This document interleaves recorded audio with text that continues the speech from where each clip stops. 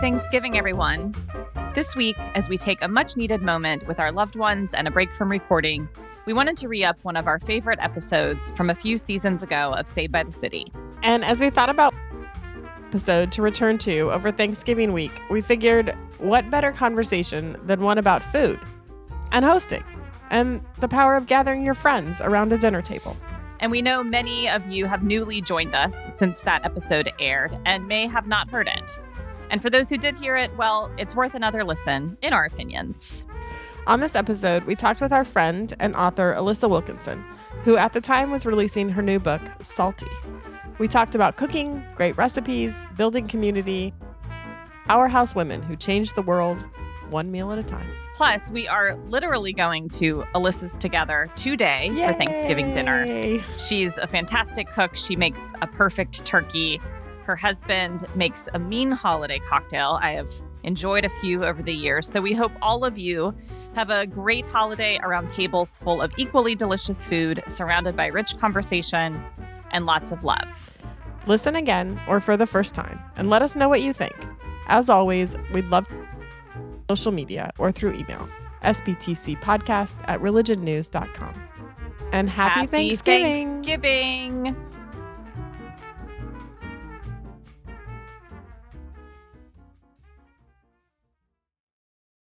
What's your favorite food? The cheese? But this is an impossible question. Let me narrow it down. What would your last meal be? Ooh. Wiener Schnitzel and Spätzle. Spätzle is like an Austrian butter noodle. What about you? Buffalo wings and beer. I knew about your buffalo wing obsession. Yes. But they have to be perfect. Like, it's my last meal. They have to be the best of the best buffalo wings, which means like not breaded because they've been like double fried. They've got that good vinegary buffalo sauce that's just a good amount of heat so that you want to reach for that IPA and take a big swig. Bone in? Yeah. Ranch or blue cheese? Blue cheese, babe. I mean, they say you shouldn't grocery shop when you're hungry, but you probably shouldn't podcast when you're hungry either. From Religion News Service, this is Saved by the City, a podcast from two single Christian women eating good in New York. I'm Caitlin Beatty. Stone.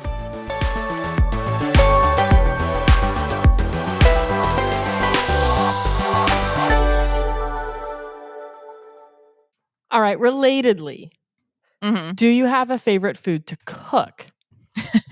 You're having a bunch of people over. What's your go-to meal for a crowd? I mean, it's a different... Yeah, I don't know how to make Wiener Schnitzel and Spätzle, but I do like making... This is going to sound fancier than it is. Salad niçoise with green beans and hard-boiled eggs and tuna. But you can fancy it up if you want to do salmon. It's pretty straightforward. It's pretty healthy, but it also feels a little fancy. It also sounds really summery. Yeah, because no one wants to turn on their ovens right now. So it is a very summery meal, and it's like nice and cold and refreshing. Speaking of, I can't actually turn my oven on right now because the gas is off in my building, which also means I have no hot water. Oh my gosh. And we're going on 2 weeks now. I've been thinking about you.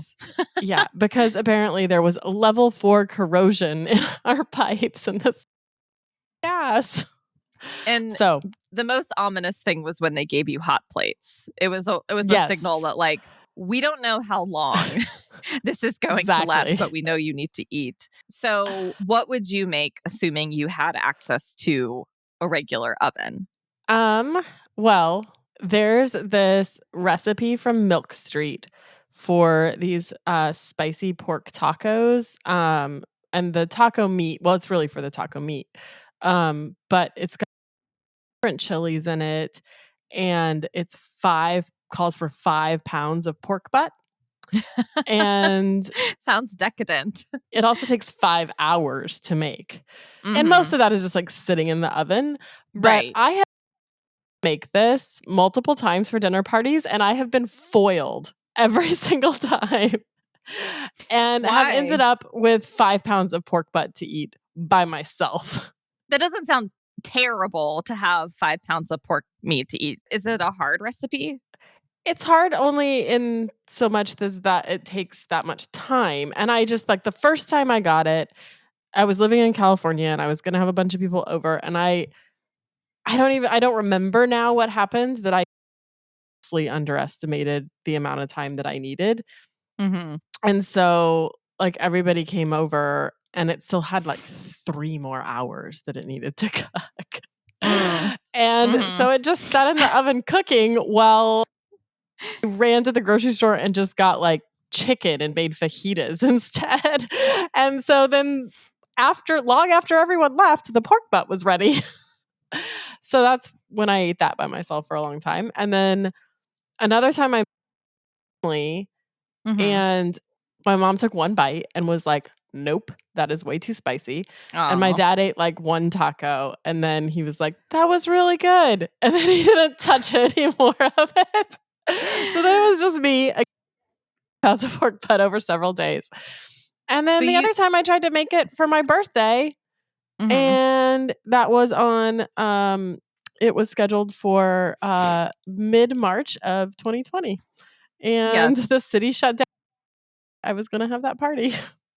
The most aspirational dinner party I have ever hosted was with my friend Sarah back in the Chicago suburbs. This was like over a decade ago. It was a Mediterranean feast. We Wow. made hand rolled stuffed grape leaves. Yum. We made our own spanakopita and couscous and kebabs. We had baklava. We wanted the feeling that just when guests thought that the dinner was over, there would be more food coming out. Oh, I love that. It was really sweet. I think there were like 10 or 12 people there. Not everybody knew each other. We wanted people to mingle. Mhm. And I don't know, they were probably there for 3 or 4 hours, and it wasn't fancy necessarily, but it was what you hope happens at a dinner party, which is that people connect and stay and talk for a long time over glasses of wine and feel comfortable and welcome. So you like to cook? I do.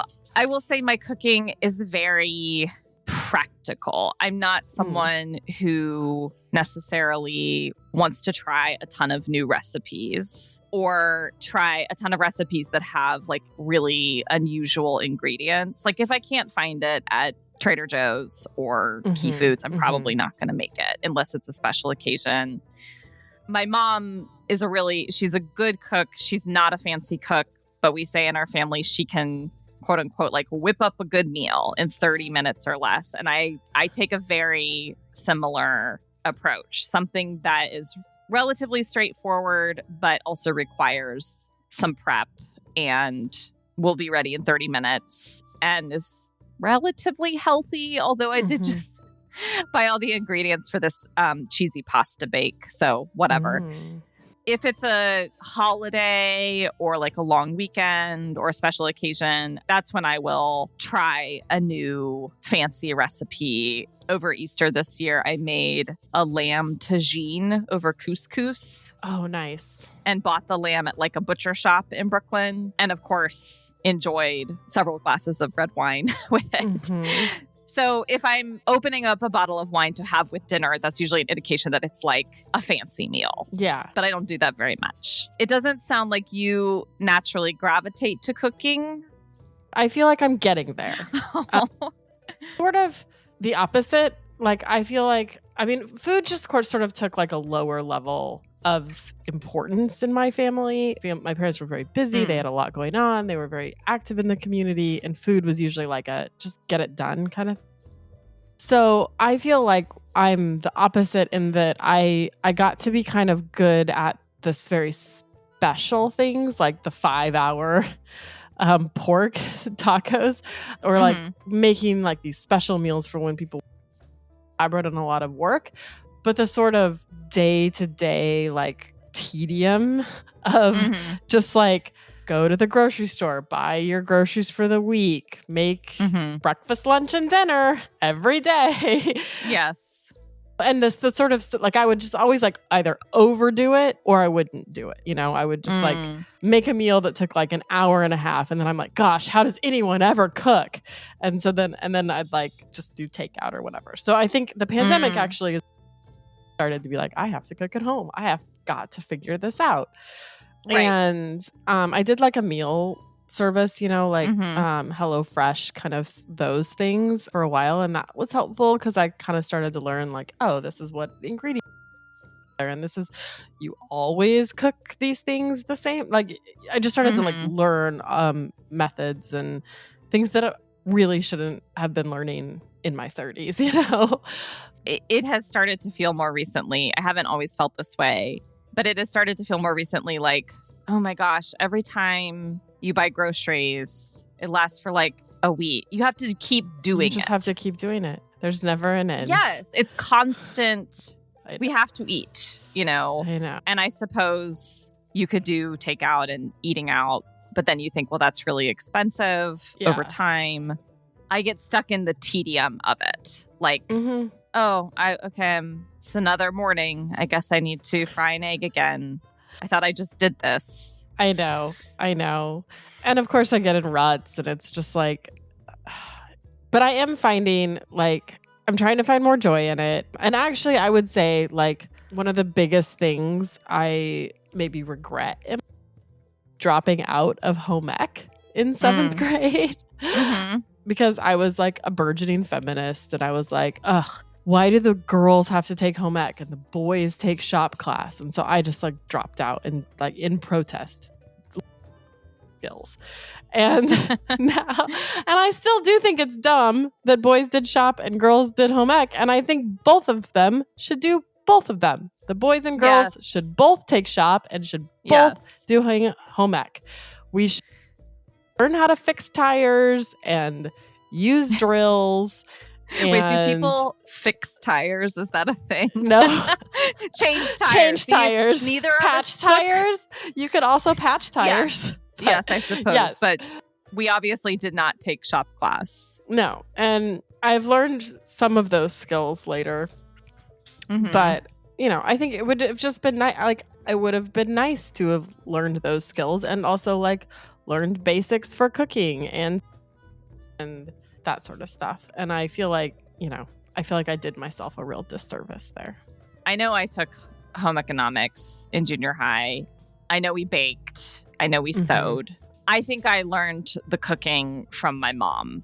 The division of labor in my parents' home was and still is mom cooks dinner and dad cleans up afterwards. And they share tons of other tasks there. I would not describe them as like mom in her pearls and heels, like whatever you want, dearie. It's not like that at all.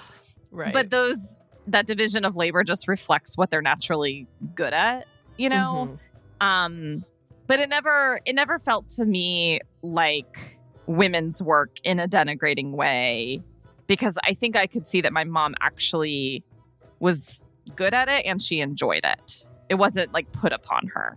I wish I had seen it that way. I mean, I think it wasn't did cooking and my mom did cooking. But neither of them really enjoyed it. And neither of them really other than like when we would grill, that was like a big thing. They like to grill. But that explains, I feel like that explains the wings obsession as well as the pork butt. Yeah. Like fancy meats. Like smoked meats. Yeah. Yes. One thing you need to know about Roxy, she's really into smoked meats. Oh. One of our friends here in New York has managed to host some really great dinner parties over the years. Space be darned. And we're going to talk to her in just a few minutes. Alissa Wilkinson, Lessons on Eating, Drinking, and Living from Revolutionary Women. She also made us pizza last summer with herbs from her garden, and it was pretty dreamy. So I started to think about meals as less about just entertaining and more about ways for people to kind of become more rooted in whatever it was that they really cared about. Our conversation with Alissa is coming up after the break. Religion News Service is an independent, award-winning source of global reporting on religion, spirituality, culture, and ethics. For the best in religion reporting, religionnews.com. And if you like what we're doing at Say by the City, as usual, let us know. Give us a rating or a review, which goes a long way to helping get the word out about the show. Or send us an podcast@religionnews.com. All right, Caitlin, before we bring Alissa on, let's do a little quick fire food takes. Ready? I'm salivating. Coffee or tea? Oh, coffee, 100%. 100%. What about you? Oh, yeah. Do you drink tea? I like dabble in it occasionally and think that I should like it. Exactly. Andy Crouch drinks tea. He would. All right. Martini or pina colada? Oh, honey. Martinis all the way. Dirty gin martini served extremely cold. I'm with you, except I prefer a Gibson. So I like my I think martini with an onion. Our guest today does as well. French fries or chocolate cake? I think I'm going to go with chocolate cake as long as it's moist. One we disagree on. Well, French fries, they just have to be, there's such a variety in quality. Yeah. Who has the best French fries? I really love them all. I mean, occasionally I'm like, this is not a great French fry. I'm still going to eat it. But I mean, my favorite are shoestring fries, like a thinner. I love like mussels and fries.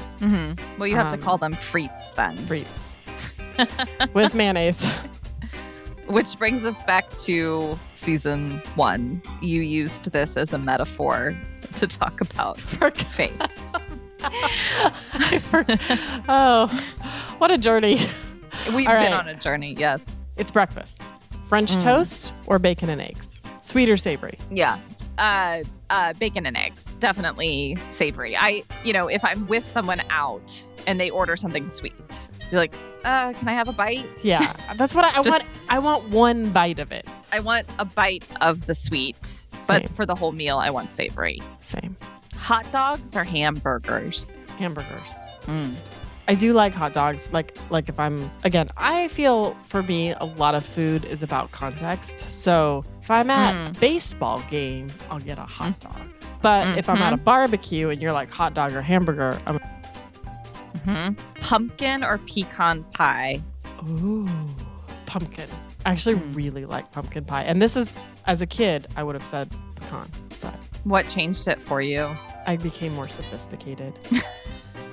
See, I think of pecan pie as more sophisticated for some reason. Maybe because it's like less popular. Yeah, I think the pumpkin spice latte is like ruined pumpkin for us all. That is so true. I'm not into the PSLs, y'all.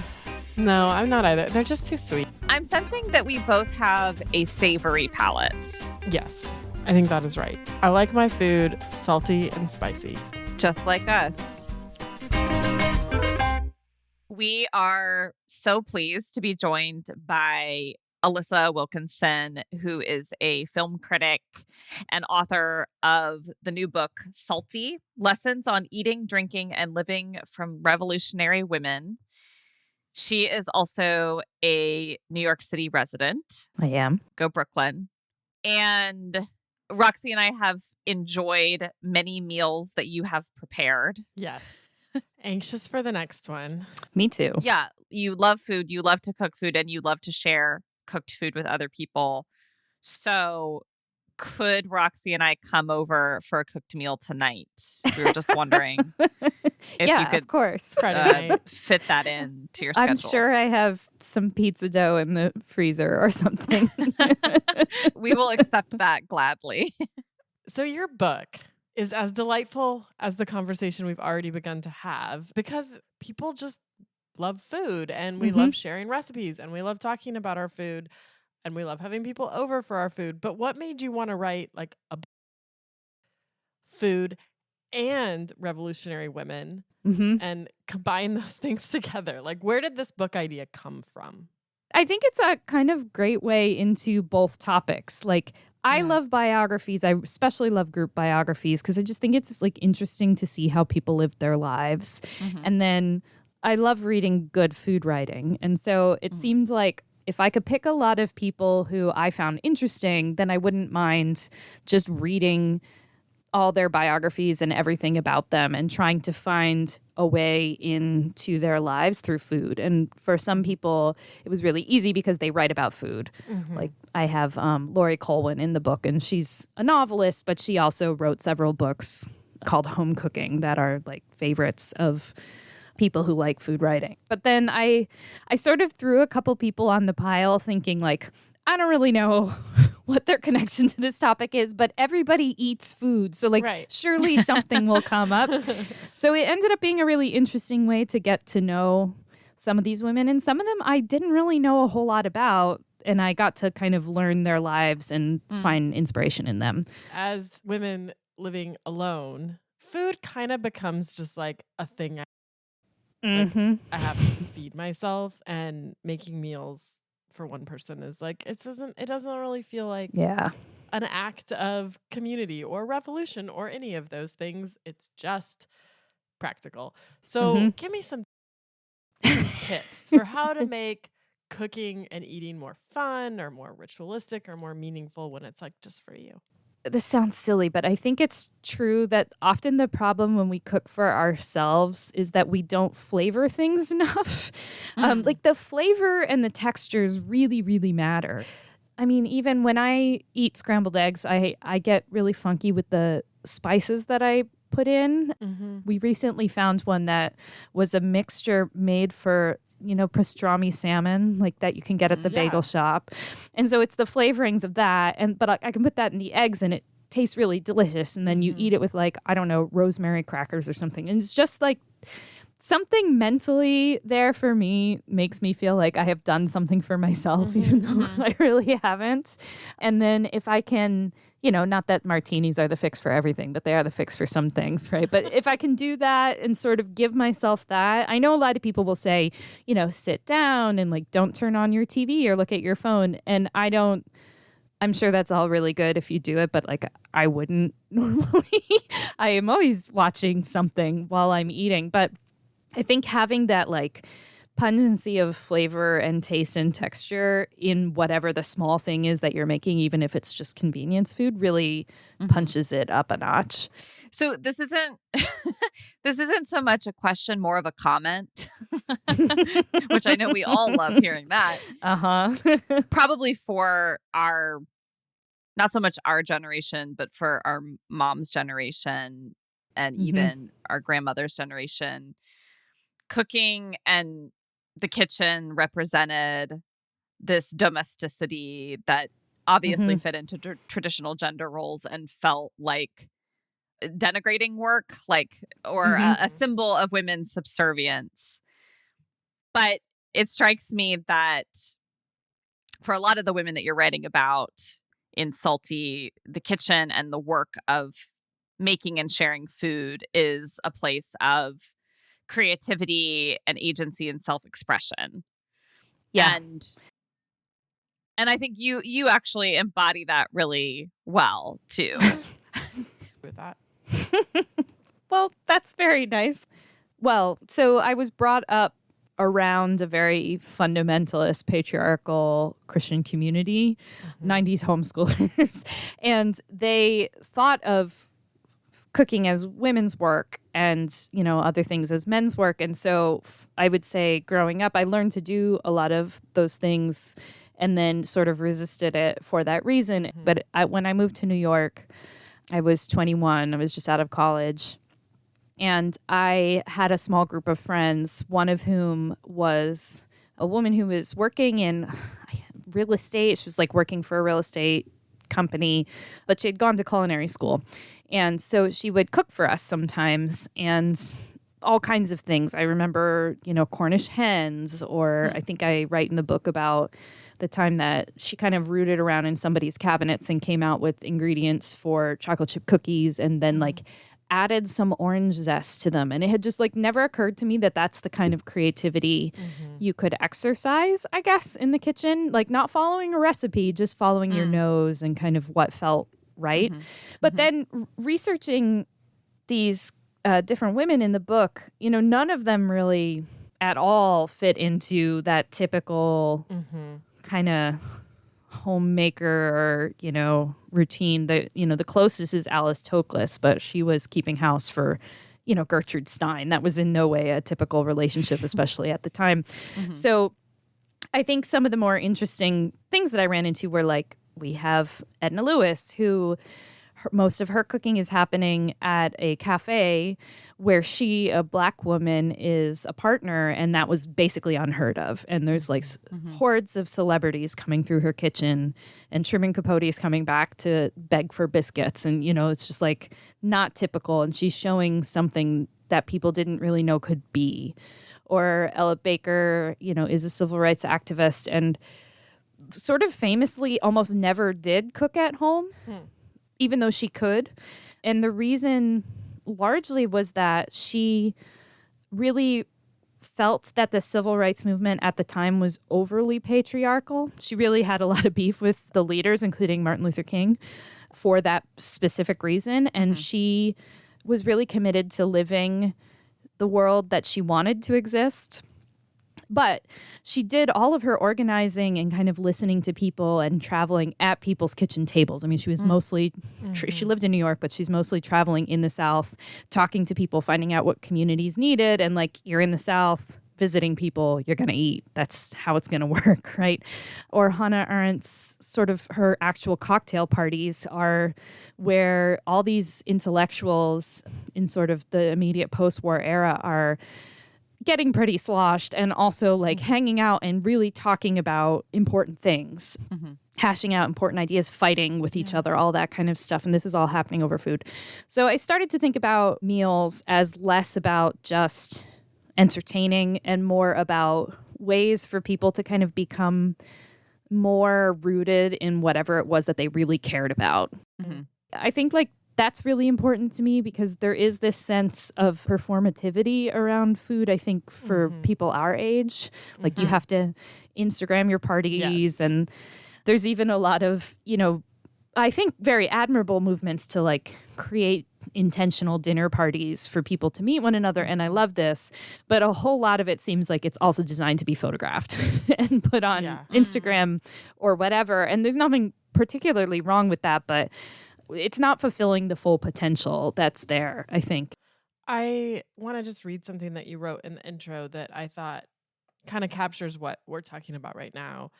You say, it turns out the little world that's been created here at this dinner party is not just a place to make friends. It's not a place designed to make you admire someone's outfits or envy their real estate. It's a more dangerous space. A gathering where flinty iron strikes against iron, throwing sparks on your own mind. It's where what you thought you knew prodded and pulled and stretched and even snapped. And I just really like that because I think what you're describing is, yes, the food is important. In fact, it's the facilitator in many ways, and even the way that you arrange of it or the timing of it. But what you're describing seems to be this connection between the dinner party and the revolutionary aspect. Like we're bringing these people together to do something in the world. And maybe that's just to create really great friendships. Yeah. I mean, you just don't know who you're going to encounter, hopefully, at a dinner party and how they're going to challenge your conception of the world. Especially at a party that you're being invited to where you know the host, but you don't know everybody else in the room. It's so different, I think, from our normal context. Like if I go to work, I basically know everybody and kind of know like what their deal is. And there are certain topics that are basically off limits. Or if I'm just like meeting you guys for a drink, like that's great and so fun, but we definitely know each other and know kind of what we think about stuff. There's not a lot of flinty iron flying because we're all like, yeah, I agree with you. Yeah, you're right. Yeah. And we need those spaces. It's not to discount them, but a really well put together dinner party should hopefully be a little more interesting and challenging. And maybe you leave having made a friend who like is going to alter the course of your life in some way that you weren't expecting, or like give you new perspective, or just be like a new person in your life. We have a whole set of friends in our lives who we only really know because we kind of got almost like trapped in a corner of a birthday party talking to one of them once. And now, these are our friends. And it's just like a funny kind of thing that happens in these situations. And I am not a person who enjoys big parties. If I do, I like to kind of watch people, and I'm not like hugely into talking to people I don't know. Yes. But at a dinner party in particular, you have to. There's like 8 people there probably, or 10, and you can't just say nothing. It's a different situation. All of the women that you write about in Salty have this exuberance about their embrace of life. And it reminded me of kind of the opposite message that a lot of us get, I think, not only about food, it spills over into our approach to life, which is always moderating, always controlling, always measuring things out. Don't enjoy yourself too much. All of us grew up in, I don't know if it was the height of diet culture, but in a bad time for women. For sure. All sorts of messages growing up about being thin and restricting your food and portion control. Yeah, it doesn't, it just feels like in your book that it's like these women like live, capital Live. Yes. And that includes food and this embrace and just like a savoring. It seems like so many of the messages of the world to women, maybe especially, have been about scarcity. And like cutting ourselves off from these sources of joy. Yeah, because I was writing a food book about women in the 20th century. This was obviously something that I was thinking, like, do I talk about this? How would I talk about this? But there are kind of 2 women who brought it up on their own. Lori Colwin does write a little bit about diets and things like that in her books, Home Cooking and More Home Cooking, which were published in the 80s. They're such fun books to read because she's just like very like, whatever, like do what you want.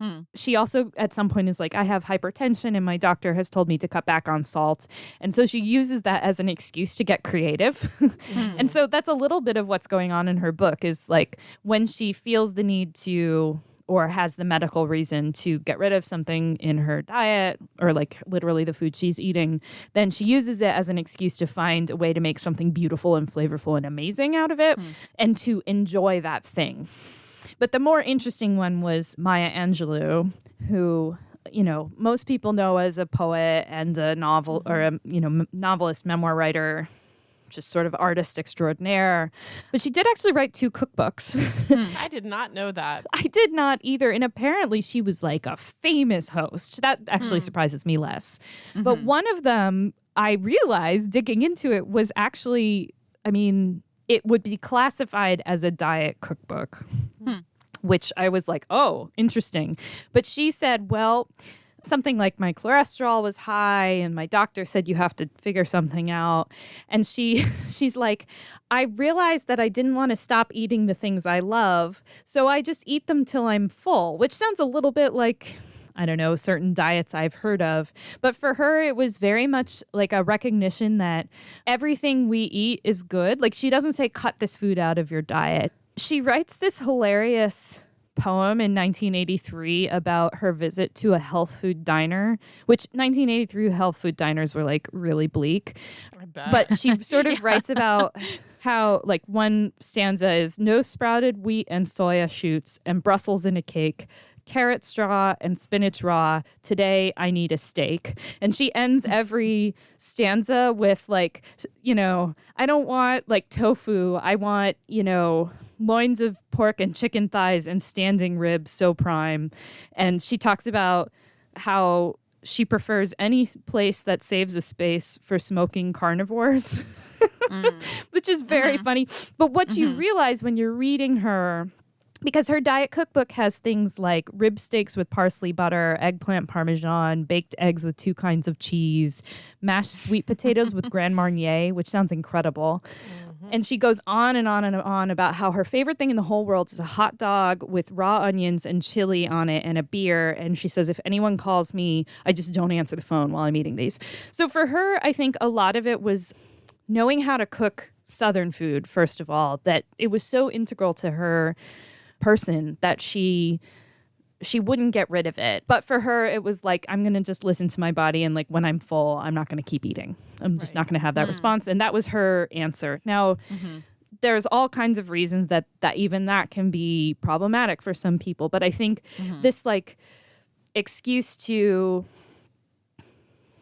be creative or to eat the things you really love that are, you know, garlic steaks and parsley butter, but maybe, you know, change your consumption habits a little bit so that your doctor will be happy with your lowered cholesterol. That was like a much better approach, I think, than a lot of the things that we see. Certainly, if you pull up any diet cookbook from the 20th century, it's like a nightmare.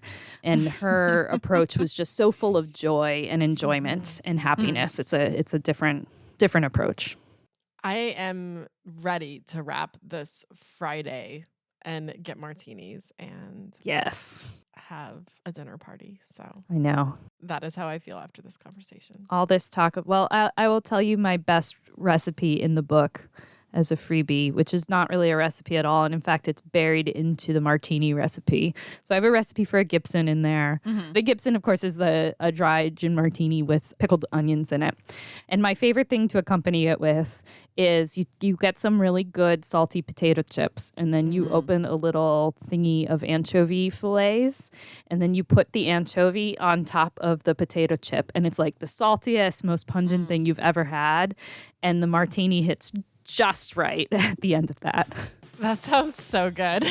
I love how much you love salty and briny things. I really do. Like, give me a salty chip and anchovies over like Same. chocolate cake any day. And you could have it with mineral water if you're not doing martinis. It will have the same effect. It's true. We are all on the same page here. Yes. For sure. One thing I will say is that I've not been invited to enough salons in New York.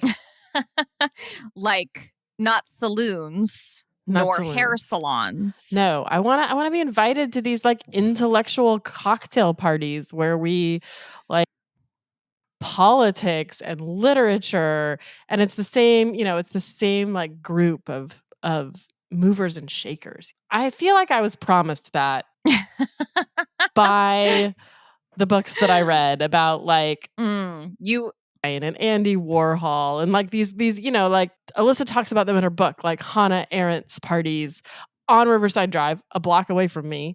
All of these intellectuals that were like literally getting together post World War II and like planning what world they were going to build post World War II. And like these are people that actually were part of building that world. Yes, I mean, I'm probably just in the wrong circles. I'm sure this is actually happening all the time in New York.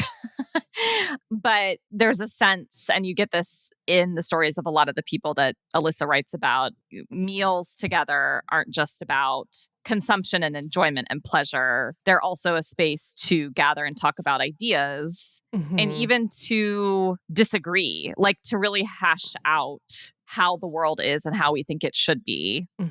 And I wonder if we are in a time when people shy away from those conversations because of the appearance of conflict, or people they don't feel like they have as much invested in the future. Like we're just in a malaise or a sense that nothing that we do is really going to make a difference. So why bother? Whereas so many of the people in Alissa's book were really at a time where you felt like the world was changing in dramatic ways and you could be part of the change.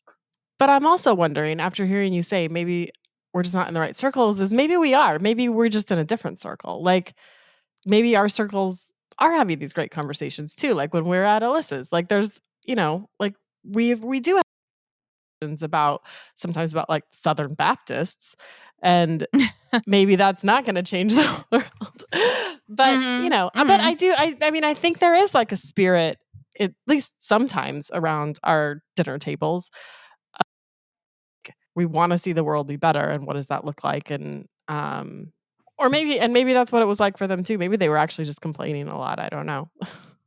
Like there is something about sharing a meal together that fosters a spirit of camaraderie, or like a level playing field. Like we all are embodied beings who need to eat, and we're gathering here we're gathering here reminds us of sharing something, not just in terms of food, but also in terms of hopes and dreams and outlook on life. And a meal is a way of kind of forging that or solidifying it. Yeah, and I think that's one of the things too here that I liked in Alyssa's what we've talked about today is like I think there's an idea, or I had an idea, that serious people, like Mhm. people who were planning revolutions, like food didn't matter. They would just like eat because they had to get back to the Mhm. real work of, of the revolution. But what I love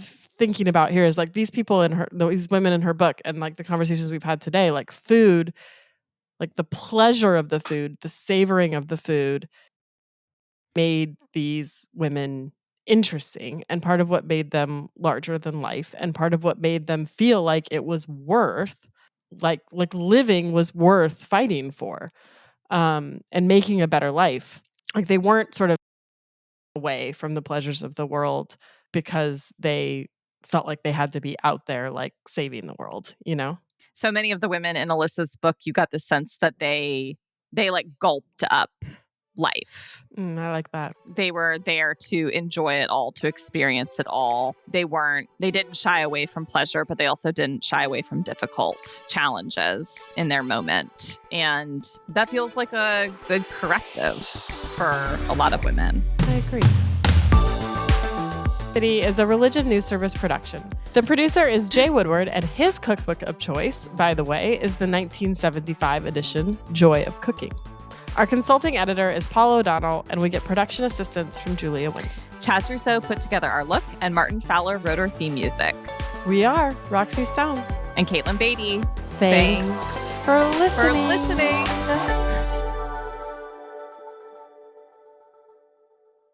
To the pork butt.